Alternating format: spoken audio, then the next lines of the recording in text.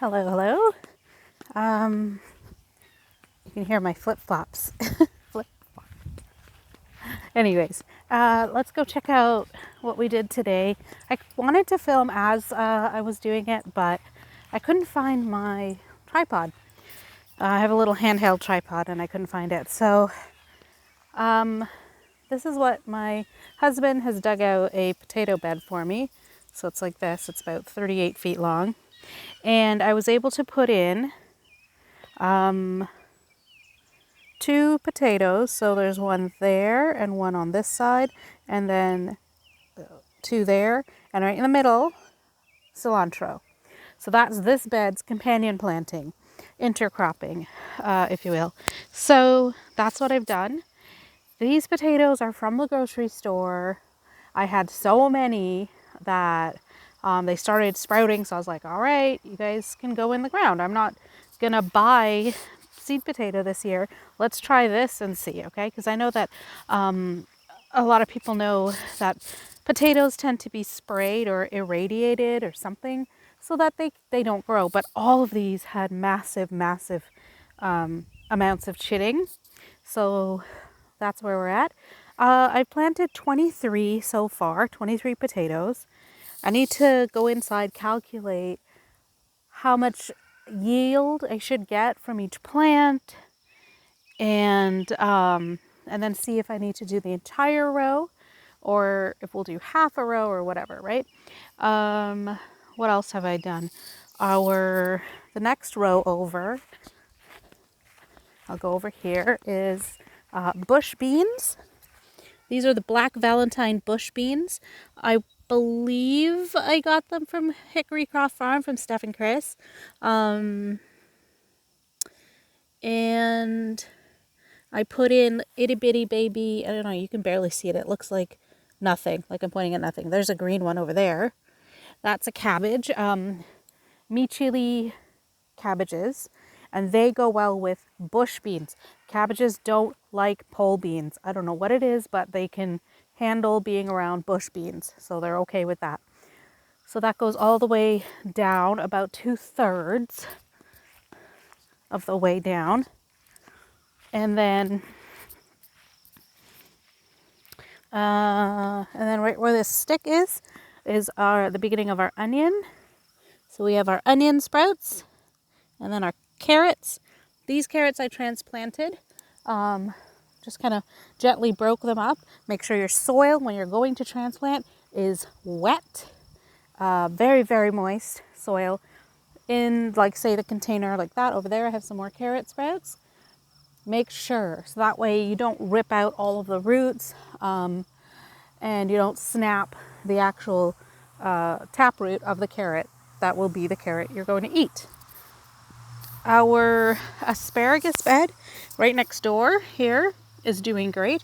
I got a new rhubarb from my sister-in-law. It was quite large and had flower stalks and everything, but yeah, it looks like that right now. But our asparagus, we ended up having 13. And so it turns out one of the little sprouts that I had seeded, one of the seedlings, survived. And so that's great. Out of a package of about 50 seeds, I had 1 baby asparagus. And I have a feeling I know which one it is, because everybody looks pretty much the same, including the one that I transplanted. I know it's that one there. Where is it? Right here. It's this one. And then the one right at the top of the bed. But this little guy, he's teeny tiny and he looks like a yearling. And I don't know what this tag flew off of the one I had up in the garden up that way. So something else I did today is I put in our grapevine. So this is, we're going to put the posts in and everything for it. But this is our little baby grape. This one is Neptune. And it's a green grape. It's great for jams, jellies, fresh eating. and winemaking. And then this one is Suffolk Red, which is exactly the same characteristics, except it's a red grape. We will be putting posts in to allow them to grow up and across. So they'll have about 38 to 40 feet across this area to grow. So they shouldn't run out of space, because I think they tend to grow about 20 to 30 feet in length. So that's good. That's what we're up to with the garden. So the next thing I have to do is get my kales going, kale plants. I have not seeded any of them.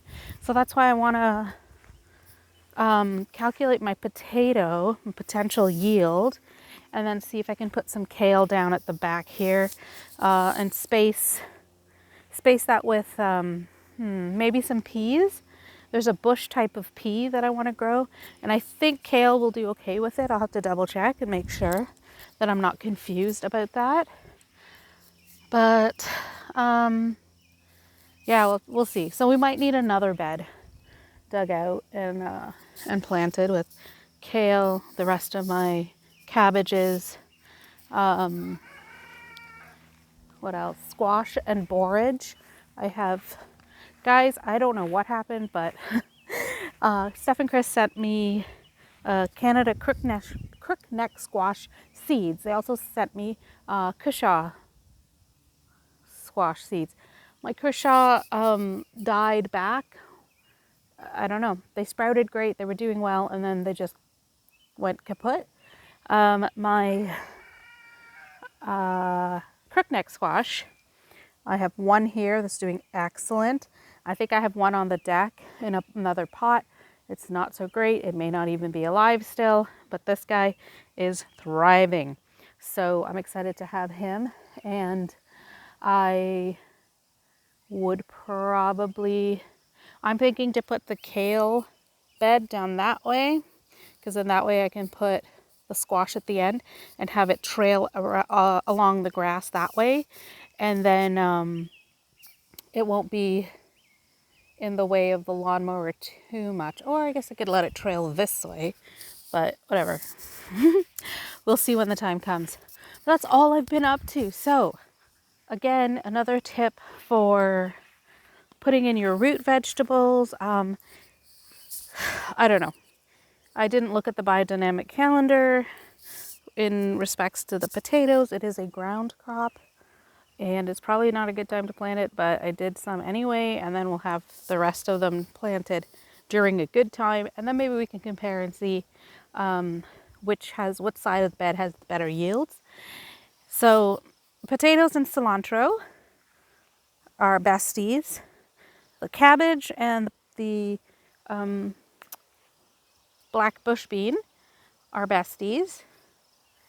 And yeah, asparagus and rhubarb from my previous videos, besties again. So, and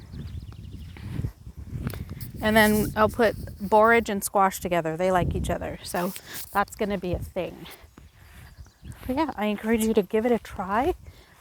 Please continue to try intercropping. It is good and beneficial to your plants. It attracts beneficial insects. It deters the insects that basically can decimate your crop. And overall, your food is supposed to taste better.